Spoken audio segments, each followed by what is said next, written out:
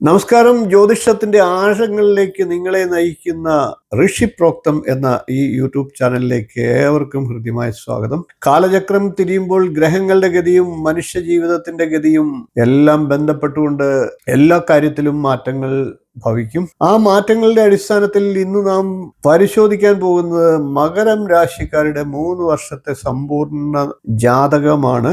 അതായത് 2026, 2027, 2028 എന്നീ വർഷങ്ങളിലെ ദീർഘകാലമുള്ള മകരം രാശിക്കാരുടെ പൊതുഫലങ്ങളും അവർ ശ്രദ്ധിക്കേണ്ട കാര്യങ്ങളും 3 വർഷത്തെ സമ്പൂർണ്ണ ഭാവി ഫലമാണ്. മകരക്കൂറിൽ വരുന്നത് ഉത്രാടത്തിന്റെ 3/4 ഭാഗം, തിരുവോണം, അവിട്ടത്തിന്റെ ആദ്യ പകുതി എന്നീ നക്ഷത്രങ്ങളാണ്. മകരം രാശി എന്നത് ശനിയുടെ രാശിയാണ്. ശനി ഭഗവാന്റെ അധീനതയിലുള്ള രാശി എന്നർത്ഥം. കഠിനാധ്വാനത്തിന്റെയും വിധിയുടെയും പ്രതീകമാണ് ഈ രാശി. മന്ദഗതി ശനിഹി സ്വാമി മകരസ്യ വിശേഷതഃ കർമ്മഫലദാതാച ധൈര്യം ദദാതി നിശ്ചയഃ. ശനി ഭഗവാനാണ്, ശനിയാണ് മകരം രാശിയുടെ അധിപൻ. കർമ്മഫലങ്ങൾ നൽകുകയും ധൈര്യം പഠിപ്പിക്കുകയും ചെയ്യുന്നയാളാണ് ശനി.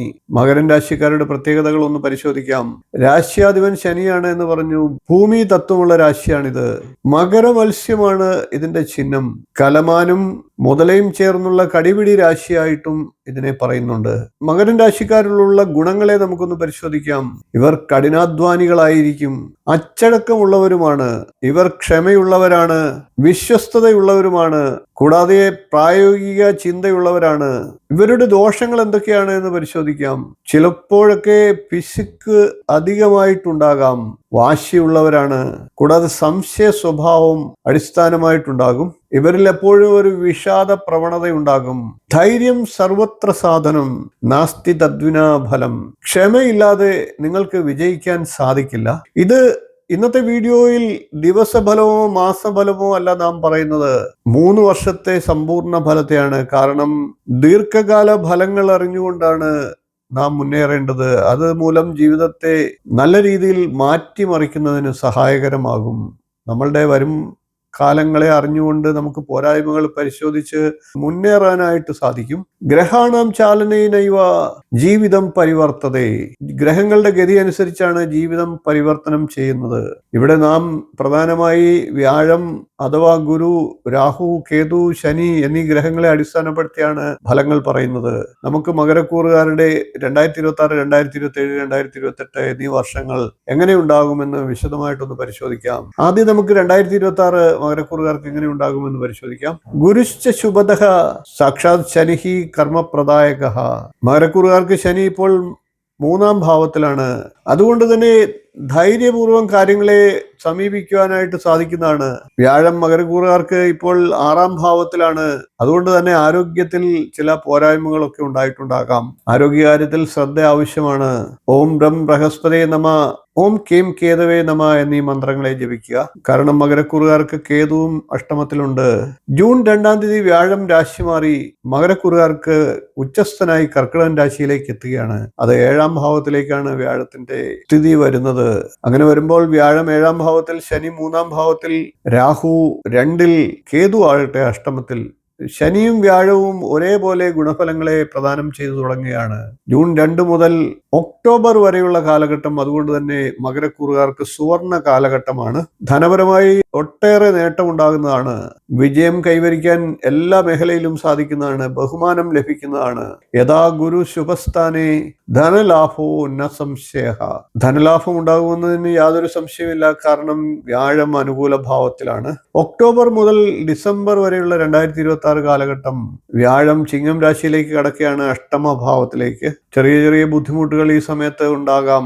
എന്നിരുന്നാലും ശനി അനുകൂലമായതുകൊണ്ട് വലിയ ബുദ്ധിമുട്ടുകളൊന്നും ഉണ്ടാകാതെ, വലിയ പരിക്കില്ലാതെ രക്ഷപ്പെടാൻ സാധിക്കും. ഇനി 2027 മകരക്കൂറുകാർക്ക് എങ്ങനെ ഉണ്ടാകുമെന്ന് പരിശോധിക്കാം.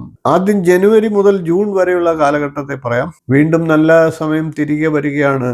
വ്യാഴം വീണ്ടും 7-ാം ഭാവത്തിലേക്ക് വരുന്നു. ശനി അനുകൂലത്തിൽ, രാഹുകേതുക്കളും തരക്കേടില്ലാത്ത വിധം സഹായകരമാകുന്നു. 2027 ജൂൺ മുതൽ ഒക്ടോബർ വരെയുള്ള കാലഘട്ടത്തെ പരിശോധിക്കാം. ശനി രാശി മാറി 4-ാം ഭാവത്തിലേക്ക് എത്തുകയാണ്. കണ്ടകശനി ആരംഭിക്കുകയാണ്. തടസ്സങ്ങൾ ഉണ്ടാകാം. ധനവരവ് ഗണ്യമായി കുറയാം. ശനി ദുഃഖപ്രദോ നിത്യം പരീക്ഷാം കരോതിച്ച. ശനിയുടെ അനിഷ്ടസ്ഥിതി ദുഃഖപ്രദവും പരീക്ഷണങ്ങളെ നേരിടേണ്ട സാഹചര്യങ്ങളും ഉണ്ടാക്കുന്നതാണ്. അനാവശ്യവും സുരക്ഷിതവുമല്ലാത്ത നിക്ഷേപങ്ങളൊക്കെ ഒഴിവാക്കുക. 2027 നവംബർ മുതൽ ഡിസംബർ വരെയുള്ള കാലം എങ്ങനെ ഉണ്ടാകുമെന്ന് പരിശോധിക്കാം. വീണ്ടും വ്യാഴം അനുകൂലമായി വരികയാണ്. ജീവിതം തിരികെ ഉയർച്ചയിലേക്ക് പോകുന്നതിനുള്ള ആരംഭം കുറിക്കുന്നതാണ്. 2028 മകരക്കൂറുകാർക്ക് എങ്ങനെ ഉണ്ടാകുമെന്ന് പരിശോധിക്കാം. ജനുവരി ഫെബ്രുവരി മാസങ്ങൾ അതിഗംഭീരമായിട്ടുള്ള മാസങ്ങളാണ് മകരക്കൂറുകാർക്ക്. ഫെബ്രുവരി മുതൽ ജൂലൈ വരെയുള്ള കാലഘട്ടമാകട്ടെ ശനിദോഷം ശക്തമാകുന്ന കാലമാണ്. രാഹുവും പ്രതികൂലമാകുകയാണ്. ജൂലൈ മുതൽ 2028 ഡിസംബർ വരെയുള്ള കാലഘട്ടത്തെ നോക്കുമ്പോൾ വ്യാഴം ഭാഗികമായി ആശ്വാസം തരുന്നു. അതുകൊണ്ട് തന്നെ കഠിനമായിട്ടുള്ള ശനിദോഷങ്ങളിൽ നിന്ന് അല്പസ്വല്പമൊക്കെ കുറവുകൾ വന്നേക്കാം. എന്നാലും ദോഷകാലം അല്പം തുടരും എന്നർത്ഥം. ഹനുമത് സ്മരണേനൈവ സർവവിഘ്ന വിനാശനം. ഹനുമാൻ സ്വാമിയെ ഭജിക്കുന്നത് ഈ സമയത്ത് നിർബന്ധമാക്കുക. മറ്റു പരിഹാരങ്ങളായി ശനിയാഴ്ചകളിൽ ശാസ്താ ക്ഷേത്രത്തിൽ ദർശനം നടത്തുക, എള്ളുതിരി കൊണ്ട് നീരാഞ്ജനം കൊളുത്തുക, എള്ളു പായസം നടത്തുക, ഹനുമാൻ ചാലിസ നിർബന്ധമായി ജപിക്കുക. ശനിയാഴ്ചകളിൽ ദാനം ചെയ്യുക. ദാനം തപശ്ച യജ്ഞശ്ച പാപം ഹരതി നിശ്ചയം. 2026, 2027, 2028 എന്നീ 3 വർഷങ്ങളെ നമുക്ക് ഏകദേശം ഒന്ന് ചുരുക്കി പറഞ്ഞു പോകാം. ഏറ്റവും നല്ല സമയമായി പറയേണ്ടത് 2026 ജൂൺ മുതൽ ഒക്ടോബർ വരെയുള്ള കാലഘട്ടമാണ്. അതാണ് സുവർണകാലം. ശ്രദ്ധിക്കേണ്ട സമയമായി പറയേണ്ടത് 2027 ജൂൺ മുതൽ ഒക്ടോബർ വരെയുള്ള കാലം. അതേപോലെ തന്നെ 2028 ഫെബ്രുവരി മുതൽ ജൂലൈ വരെയുള്ള കാലം. ഭാഗികമായിട്ടുള്ള ഗുണാനുഭവങ്ങൾ ലഭിക്കുന്ന കാലം 2027 അവസാനം, 2028 തുടക്കം എന്നിവയാണ്. മകരം രാശിക്കാരായിട്ടുള്ള പ്രിയപ്പെട്ട സുഹൃത്തുക്കളെ, നിങ്ങളെ ശനി പരീക്ഷിക്കും. പക്ഷേ ശനി ഒരിക്കലും നിങ്ങളെ വിട്ടുകൊടുക്കുകയില്ല, തളർത്തില്ല. ധൈര്യവും ക്ഷമയും നിങ്ങൾ കൈവശം വെച്ചാൽ വിജയം എന്നത് നിങ്ങൾക്ക് നിർഭാഗ്യമല്ല, നിർഭാഗ്യത്തെ ഒഴിച്ചു മാറ്റുന്ന ഒരു വിധിയാണ്. ഈ വീഡിയോ നിങ്ങൾക്ക് ഉപകാരപ്പെട്ടു എന്ന് തോന്നുന്നുവെങ്കിൽ ഒന്ന് ലൈക്ക് ചെയ്യുക, ഷെയർ ചെയ്യുക, ചാനൽ ഒന്ന് സബ്സ്ക്രൈബ് ചെയ്യുക, നോട്ടിഫിക്കേഷൻ ബെൽ ബട്ടൺ ഒന്ന് ഓൾ എന്ന് എനേബിൾ ചെയ്ത് വെക്കുക. നിങ്ങളുടെ അഭിപ്രായങ്ങൾ കമൻ്റായിട്ട് അറിയിക്കുക. ഇത്തരത്തിലുള്ള മഹാവിജ്ഞാനപ്രദമായിട്ടുള്ള ജ്യോതിഷ വിജ്ഞാനങ്ങളുമായി നമുക്ക് വീണ്ടും കാണാം. നന്ദി, നമസ്കാരം, ശുഭദിനം.